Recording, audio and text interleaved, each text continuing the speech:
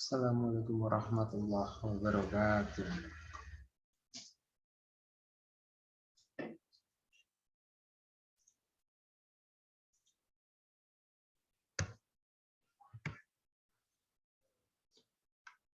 Bismillahirrahmanirrahim. Pertama-tama saya ingin memperkenalkan diri saya terlebih dahulu. Nama saya Muhammad Jefli Aziz. Untuk NIM saya 28921500262. Untuk mata kuliah saat ini Pendidikan Agama Islam, Prodi Manajemen Reguler plus Weekend dengan dosen pengampu Bapak Adem Sudarman.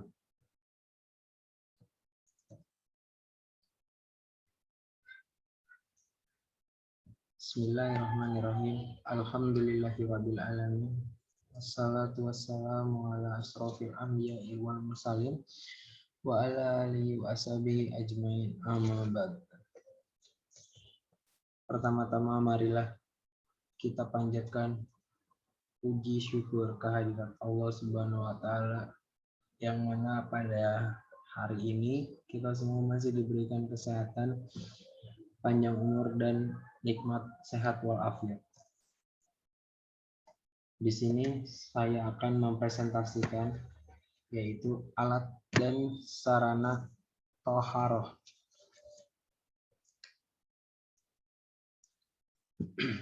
Untuk penjelasan kali ini, yang pertama akan saya buka dengan pengertian toharoh. Menurut teman-teman, pengertian toharoh apa sih? Di sini saya akan jelaskan. Pengertian toharoh secara bahasa berarti bersuci atau bersih dan membebaskan diri dari kotoran dan najis. Sementara menurut istilah, toharoh adalah menghilangkan hukum hadas untuk menunaikan sholat dan ibadah lainnya yang mensyaratkan untuk bersuci dengan air atau pengganti air atau tayamum.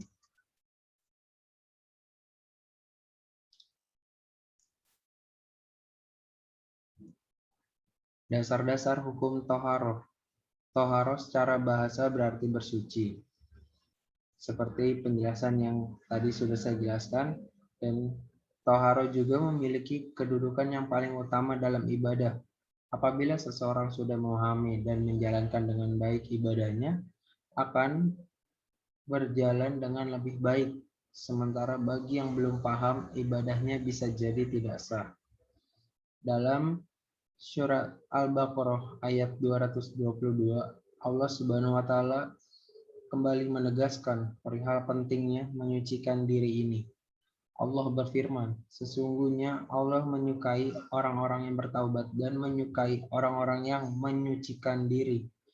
Bersuci ini lebih lanjut dibagi menjadi dua, yaitu bersuci lahiriah atau fisik dan batiniah atau hati. Toharoh manawiyah atau toharoh hati, yaitu bersuci dengan syirik dan maksiat. Segala perbuatan dosa atau maksiat yang berhubungan dengan hati, seperti sombong, angkuh, takabur, dendam, dan iri harus dihilangkan. Berikut dalil hukum toharoh dalam surah Al-Baqarah ayat 222 yang berbunyi,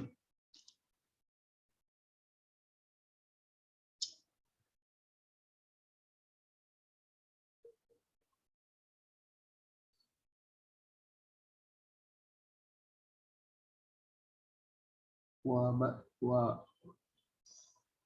yash'alunaka 'anil mahid qul huwa azzan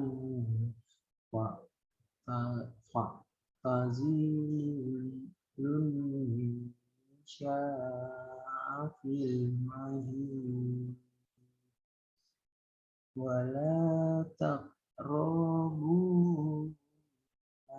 hatta tathurna faiza tatahharona fa'tuhunna min tamshu amarakumullah. Innallaha yuhibbut tawwabina wa yuhibbul mutahharah. Artinya, dan mereka menanyakan kepadamu, wahai Muhammad, tentang haid. Katakanlah, itu adalah sesuatu yang kotor. Karena itu jauhilah istri pada waktu haid, dan jangan kamu dekati mereka sebelum mereka suci. Apabila mereka telah suci, campurilah mereka dengan ketentuan yang diperintahkan Allah Subhanahu wa taala kepadamu. Sungguh Allah menyukai orang yang taubat dan menyukai orang yang menyucikan diri. Kemudian alat dan sarana toharoh. Dalam Islam, kebersihan merupakan sebagian dari iman. Ketentuan tentang kebersihan ini telah diatur Allah Subhanahu wa taala dalam Al-Qur'an dan hadis. Cara-cara toharoh menurut syariat Islam. Tata cara toharoh dibedakan menjadi beberapa jenis sesuai dengan kadar hadis dan najisnya. Adapun cara toharoh untuk membersihkan hadas kecil dan besar menurut syariat Islam adalah sebagai berikut. Yang pertama, mandi wajib. Mandi wajib adalah salah satu bentuk toharoh yang dilakukan yang menghilangkan hadas besar seperti haid, nifas, dan keluarnya sperma. Mandi wajib dilakukan dengan mengalirkan air ke seluruh tubuh dari ujung kepala hingga ujung kaki. Mandi wajib harus dibarengi dengan membaca niat, yaitu sebagai berikut. Bismillahirrahmanirrahim. Nawaitul ghusla liraf'il hadasil akbari fardun lillahi ta'ala. Yang artinya, aku niat mandi menghilangkan hadas besar dari janab fardu karena Allah Ta'ala. Yang kedua, berwudu. Toharoh dengan berwudu dilakukan untuk menghilangkan hadas kecil ketika hendak melaksanakan sholat. Dalam Islam, wudu termasuk ke dalam syarat syah pelaksanaan sholat. Seseorang yang akan berwudu hendaknya membaca niat sebagai berikut. Bismillahirrahmanirrahim. Nawaitu wudu'a lirafil hadasil asgori fardu lillahi ta'ala. Yang artinya, aku niat berwudu untuk menghilangkan hadas kecil karena Allah Ta'ala. Kemudian tayamum. Taharot tayamum merupakan cara bersuci untuk menggantikan mandi dan wudu apabila tidak menemukan air atau tempat bersuci lainnya. Syarat tayamum adalah menggunakan tanah yang suci dan tidak tercampur benda lain. Tayamum diawali dengan niat berikut. Bismillahirrahmanirrahim. Nawaitu tayamuma listibahati sholati fardo lillahi ta'ala. Yang artinya saya niat tayamum agar diperbolehkan melakukan fardu karena Allah.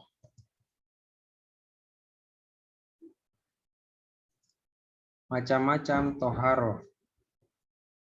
Macam-macam toharoh dibagi menjadi dua, yaitu toharoh ma'nawiyah yang sudah sempat kita singgung di awal, kemudian toharoh hisyah. Penjelasan pertama yaitu dari toharoh ma'nawiyah.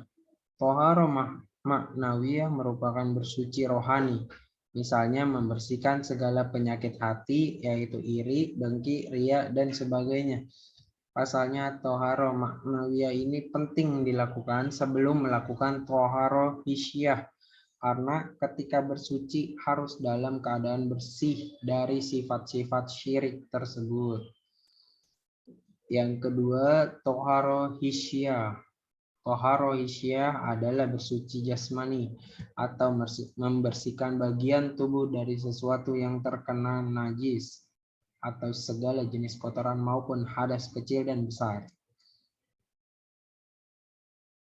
Untuk membersihkan diri dari najis dan hadas tersebut bisa dilakukan dengan menggunakan air seperti mandi wajib, berwudu, dan tayamum bila dalam kondisi tidak ada air. Alat-alat dan sarana toharoh. Alat-alat dan sarana toharoh dibagi menjadi 3 bagian, yaitu dengan menggunakan air yang pertama, yang kedua dengan menggunakan debu, yang ketiga dengan menggunakan benda yang dapat menyerap kotoran. Yang pertama, air. Mengutip dari buku fikih toharoh, air yang bisa digunakan adalah air yang suci. Yang kedua, debu. Jika seorang muslim hendak bersuci namun ia tidak menemukan air, maka diperbolehkan baginya untuk menggunakan debu atau istilah tayamum. Yang ketiga, dengan menggunakan benda yang dapat menyerap kotoran. Selain air dan debu, alat toharoh selanjutnya adalah benda yang dapat menyerap kotoran. Benda ini dimaksud antara lain seperti batu, tisu, kayu, dan sejenisnya. Dalam Islam, benda-benda khusus ini diperbolehkan. Untuk tidak diperbolehkan najis seperti beristinja. Sekian presentasi dari saya, kurang lebihnya mohon maaf. Wassalamualaikum warahmatullahi wabarakatuh.